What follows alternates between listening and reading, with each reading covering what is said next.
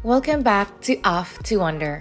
We're about to start the part 3 of our Sri Lanka series, Cultural Immersion Journey in Sri Lanka.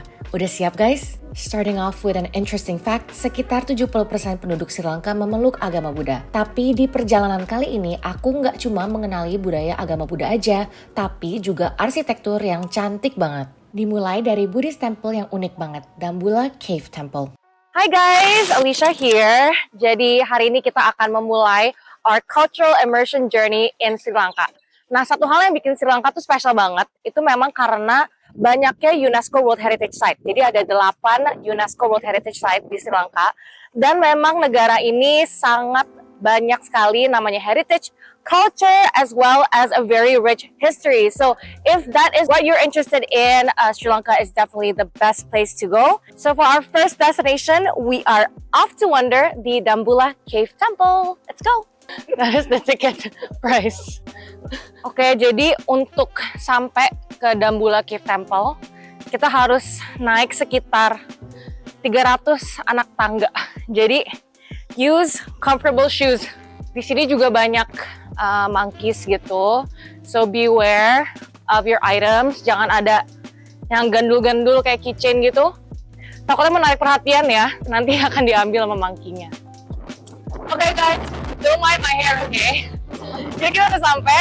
So this temple was built around the 1st century BC. Ada satu raja, yaitu King Walagamba.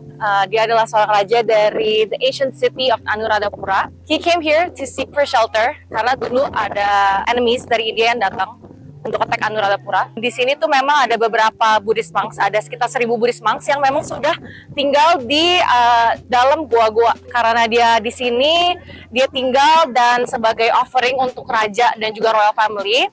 Penduduk sekitar dan juga mangsa ini buat suatu shelter lah buat mereka, dikasih makanan dan dikasih tempat tinggal dan lain-lain. After 15 years, he finally went back to Anuradhapura and then defeated the enemies. I'm really excited. This is a very important part of history for the people of Sri Lanka. But first, kita nggak boleh pakai sepatu ke dalam, cuma boleh pakai kaos kaki aja atau benar-benar nyeker. And I also want to give a few pointers for outfits juga. Jadi kalau kesini nggak boleh pakai celana pendek, nggak boleh pakai tangan yang buntung juga. Disaranin untuk pakai baju putih. And tadi sih disaranin sama tour guide kita. Sekarang nggak diharuskan. Cuman the color white represents purity and it also just makes everyone on the same level. Jadi kita kalau kesini kita semua tuh satu level, kita semua sama. Jadi kita disaranin untuk pakai baju putih. But obviously you don't have to. Jadi kalian bisa lihat, ini benar-benar batu alami. So there are actually around 50 caves in this whole complex. Tapi yang ada patung-patungnya dan yang ada muralnya dan paintings itu hanya ada di 5 cave. Yang lainnya ditutup. Jadi hari ini kita akan explore 5 cave aja. First cave temple. Dan cave temple ini dibuat sekitar 1st century BC by King Walagamba himself. Dan di dalam ada a statue of the reclining Buddha, or the Buddha in the position of when he passed away. So this is this Bodhi tree, the sapling atau anakan pohonnya itu tuh diambil langsung dari Bodhi tree yang ada di Bodh Gaya, which is the original Bodhi tree di mana Sang Buddha itu mencapai pencerahan. So he meditated under the Bodhi tree. And saplingnya, anakannya tuh dibawa ke sini dan ditanam di sini. Okay, so this is the second cave. Dan cave ini namanya Maharaja Cave karena dipercaya ada patung dari King Walagamba di dalam cave ini. So, yeah, come on in. Okay, jadi ini, this is the inside of the cave. And look at how beautiful this cave is. Look at all the colors. Jadi warnanya ini ada kombinasi kayak merah dan oranye dan kuning. It's still saturated. And di sini juga banyak banget patung-patung Buddha dalam posisi yang berbeda. Jadi ada Buddha yang lagi bermeditasi, ada yang lagi berdiri, dan juga ada Buddha yang lagi tertidur juga. Jadi di sini patung Buddhanya itu banyak yang terbuat dari kayu, tapi ada juga yang terbuat dari termite clay, yaitu adalah rumahnya rayap yang diambil dari hutan. Itu rumahnya yang udah kering dan sudah tidak ada rayapnya, itu dicampur dengan air, dan katanya itu bisa sekeras kayak semen, pokoknya keras lah gitu. Jadi beberapa patung ini ada yang terbuat dari itu. So the people of Sri Lanka still come here to do their prayers. Whenever you come here, please be respectful of their traditions and of their rituals. So I think this is the statue that they believe to be King Walagamba. But I think that is also maybe the main reason why this cave temple is called the Maharaja, which means king. Oke, tadi aku penasaran banget di sini ada apa. Soalnya kayak dikasih gate gitu. Dan ternyata pas aku lihat ke dalam ini adalah kayak sebuah guci. Terus tuh ada air yang netes dari atas. Air ini tuh dipercaya udah netes dari benar-benar dari awal cave temple ini dibuat. It is believed that the water has dripped since first century. This is the miracle. During the rainy season, during the very dry period, water dripping like this. Okay. This water people considering as a holy water. Only for the temple offerings. They can for puja. they using this can water. use the water. Yeah. Okay. The Jadi, normal people they don't cannot. use for drinking purposes. No, nothing. Okay. Only for the offering for Buddha. Offering. Okay. Okay, so right now we're already in the third cave.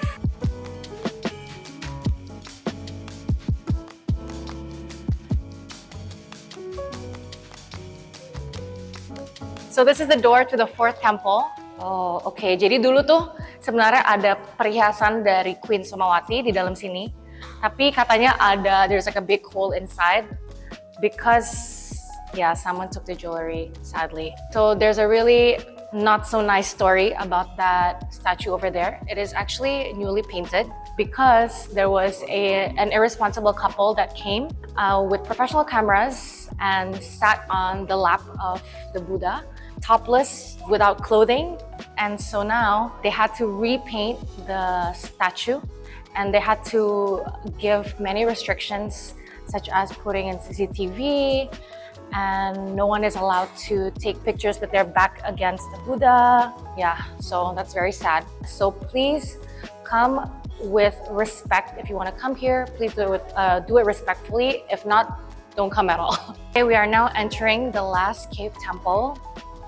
I felt incredible peace walking through the doors of these temples. This place is truly where history, spirituality, and natural beauty converge to create an experience like no other.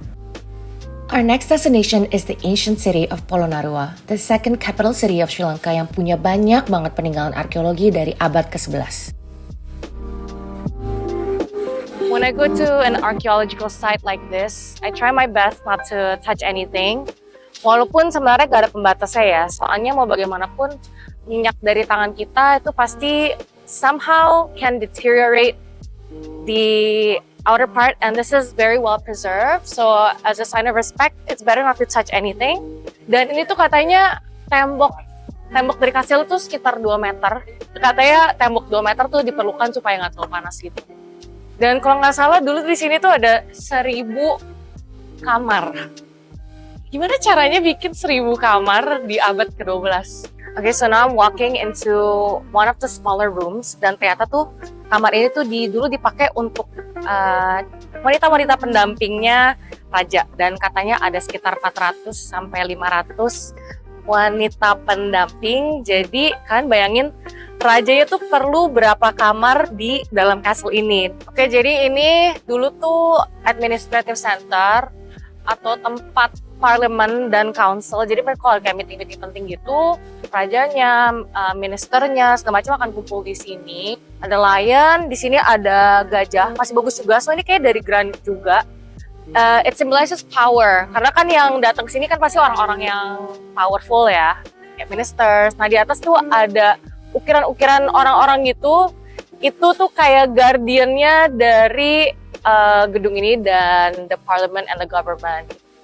Nanti kalau untuk meeting mereka akan naik ke atas gedung ini dan duduknya tuh di antara pilar-pilar itu tuh.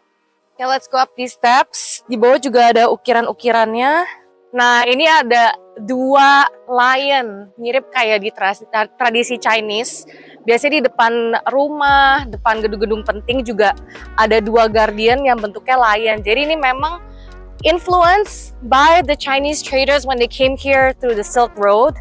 So it's so amazing how there are like cultural similarities. in different countries. The king will sit in front, and the members of the parliament will sit over here on the side and between the pillars. You will kind of sit here on a seat, on a nice seat, so like this. Not like this, not on the floor. Sekarang kita lagi ada di Tooth Relic Complex. Kenapa namanya Tooth Relic? Karena dulu tuh di sini tuh ada relik gigi dari Sang Buddha di bawah sekitar abad ke-10-an gitu. Tapi sekarang sih udah nggak ada ya, gara-gara waktu itu sempat perang juga daerah sini. So they had like to move the Tooth Relic around. But right now the Tooth Relic tuh ada di Kandy, and we're gonna go to Kandy juga. Hopefully we'll be able to see it. But it used to be here. Di sini tuh ada sekitar 3 temple. Dan di sini itu adalah Tooth Relic Temple pertama di abad ke-10. Waktu dibuat oleh King Wijayabahu. Di sini adalah, di belakang kita ini adalah Tooth Relic Temple yang kedua. Ini dibuat oleh King Parakramabahu di sekitar abad ke-12. Nah, kalau ini adalah temple terakhir yang dibuat ini oleh King Nishantkamala di abad ke-13.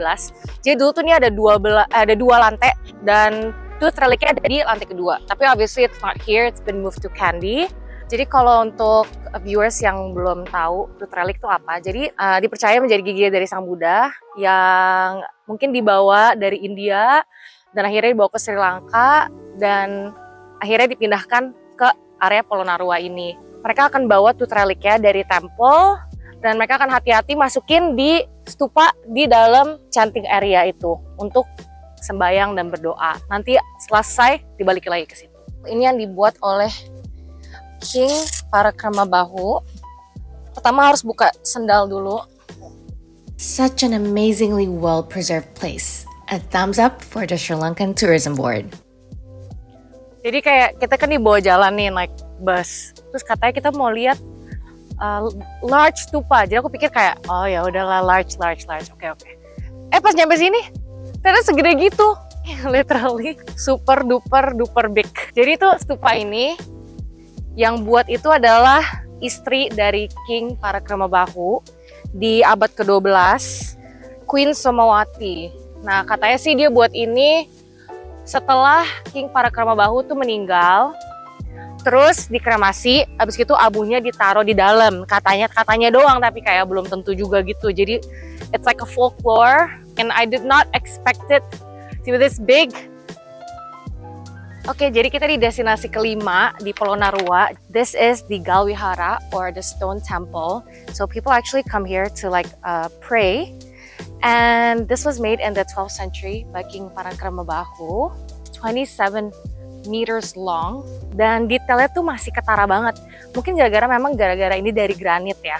Dan kalian kalau lihat, there are these little natural patterns on the stones that are just so beautiful and makes the carvings look so special. Ini tuh namanya ordnance inscription. Jadi kalau kalian lihat dekat, ini tuh kayak ada ukiran-ukiran tulisan. Dulu tuh semacam perjanjian antara the monks dan juga the royal family untuk menyatukan sekte-sekte Buddhis. Jadi dulu tuh ada 3 sekte Buddhis dan di sini tuh sebagai perjanjian kalau ketiga sekte itu akan menjadi satu gitu. Jadi kalian kalau ke Polonnaruwa, ke Galvihara, sama ya, kita nggak boleh foto itu membelakangi patung Budanya. Jadi yang boleh tuh menghadap atau menyamping masih oke. Jadi guys, aku dikasih satu tip lagi. Kalau bingung nih untuk melihat apakah ini Budaya dalam posisi passing away atau sleeping, you guys can look at the legs or the foot. Jadi kalau kakinya itu sejajar, berarti Budanya tuh lagi sleeping atau lagi beristirahat aja. Tapi kalau posisi kakinya tuh satu di atas, satu di bawah, nggak simetris seperti ini, berarti Budanya itu lagi passing away. So passing away Buddha. Dan this fact is true all over Sri Lanka. And they have to carve it properly and correctly. Karena kalau udah di-carve di granit, udah pasti nggak bisa diganti lagi ya. Kalian yang udah nonton part 1 Sri Lanka series pasti udah lihat tarian tradisional Sri Lanka yang ada di airport dong. Nah, sekarang kita mau nonton full versionnya nih. Aku udah sampai di Kandy dan ke center ini di mana kita bisa lihat tarian-tarian khas Kandy yang katanya menjadi must do kalau visit kota ini. Oke, sekarang kita nyampe Kandy dan we're making a stop at the Kandyan Cultural Center. We're gonna watch some traditional dances. Kemarin ini pas kita nyampe airport, kita kan juga udah ngeliat sedikit tuh, dikasih sneak peek. Pas kita datang, langsung disambut sama dances, itu juga traditional Kandyan dance. So I think we're gonna see that dance probably today, like right now. But I think we're gonna see like other dances too.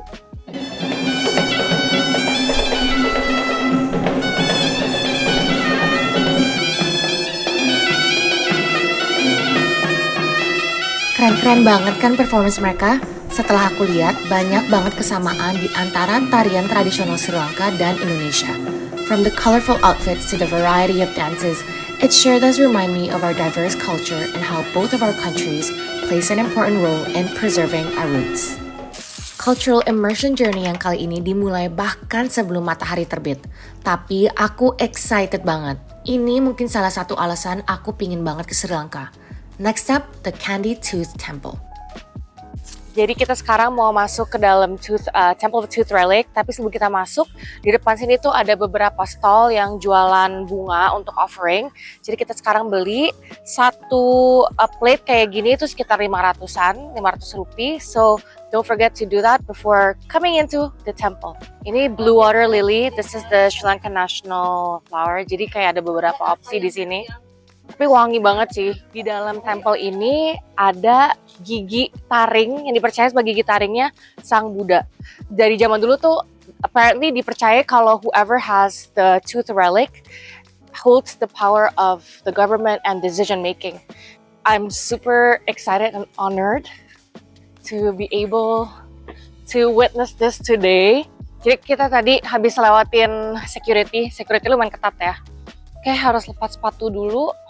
Banyak banget loh pagi-pagi gini udah banyak yang datang. Rules saya itu nggak boleh filming. Kita akan filming sampai yang dibolehkan aja.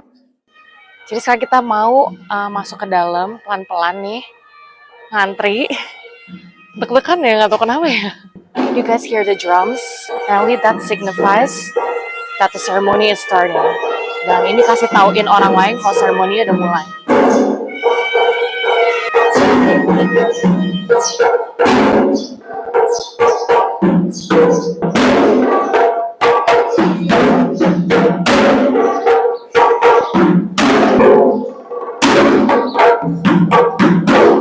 Jadi setiap tahunnya di Kandy ada festival kayak semingguan gitu. Festival itu basically kayak untuk untuk respect the golden tooth gitu.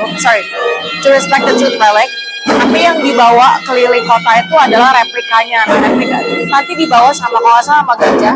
Gajahnya bawa the silver dome. Terus di dalamnya ada golden casketnya. Jadi ini replikanya gitu. Sama ini ceritanya 2 orang raja sama ratu yang ngebawa giginya Sang Buddha. Katanya dimasukin, diselipin dalam rambut, terus dismuggle dari India ke sini, katanya sih gitu ya.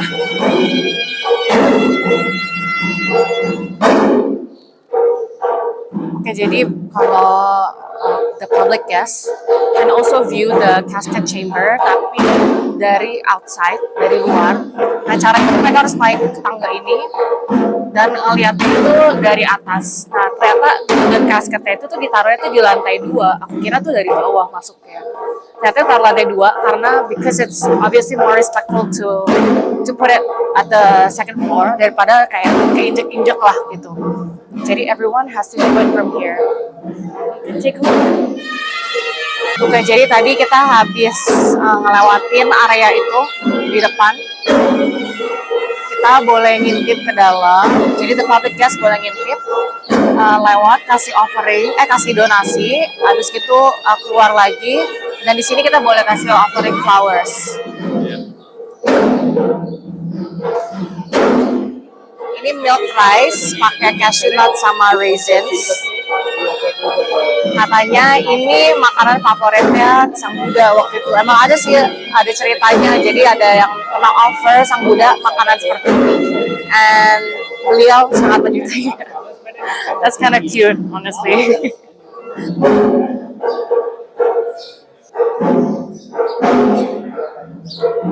Jadi golden casketnya bentukannya sebenarnya kayak gitu di dalam. Tapi ya obviously kita nggak bisa video aslinya lah ya. So after waiting for an hour, ternyata kita tadi lagi ngantri. Terus ternyata pas kita ngantri, kita nggak boleh masuk.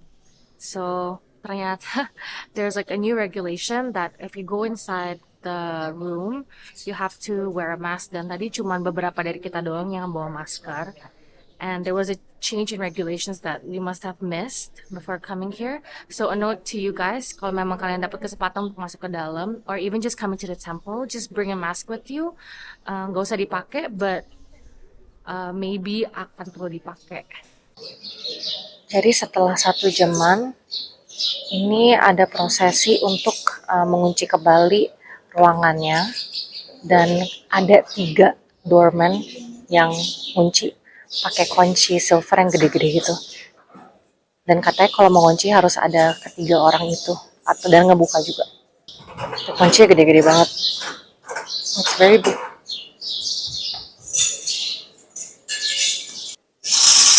Dan ditutup kembali sekarang. Sadly, despite all our efforts, ternyata aku belum dapat kesempatan untuk lihat Buddha Tooth Relic. Tapi it's okay, ini tetap experience yang aku nggak akan lupain. Ya, walaupun sedih juga nggak bisa masuk akhirnya, tapi ternyata tempelnya juga cantik banget di luar. Jadi ini bagian luarnya, terus itu Royal Palace.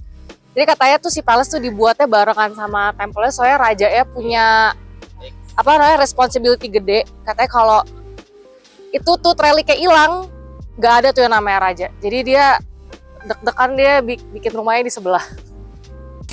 Perjalanan cultural immersion diakhiri dengan Ganggaramaya Temple di Colombo. One last temple stop di Colombo, ini Ganggaramba Temple, salah satu temple terbesar di Colombo. Pertama kali lihat ada patung Dewi Kwan Im sama patung Kwan Kong di temple Sri Lanka. Soalnya katanya memang temple ini itu punya good relation sama negara-negara Buddhis lain kayak China, Singapura, India, Thailand gitu. Jadi kayaknya banyak patung yang hasil donasi gitu kali ya. Ini bagian luar tempelnya. Ini kayaknya ada cerita kehidupan Sang Buddha nih, dia mencapai penerangan sempurna. Ini pas dia meditasi, terus jadi kurus banget. Wah, ini banyak banget, ini keren banget sih. Ini kayak ukiran dari apa ya, dari brass gitu kali. Itu apa ya di atas ya? Kayaknya patung Buddha. Oh ya, ada patung Buddha tuh di dalam situ tuh.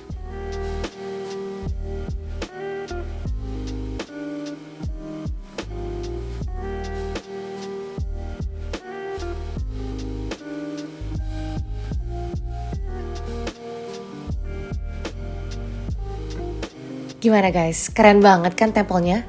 This temple looks like a melting pot of different Buddhist countries. A truly interesting looking temple and definitely one you can't miss when visiting Colombo. Nah, lihat tuh yang ini. Oh, this is the outdoor area. Wah, kalau ini di dalamnya a lot of Chinese inspired statues juga, ada patung Buddha nih, laughing Buddha juga. Terus juga ini ceilingnya juga painted gitu. There's this like beautiful mural.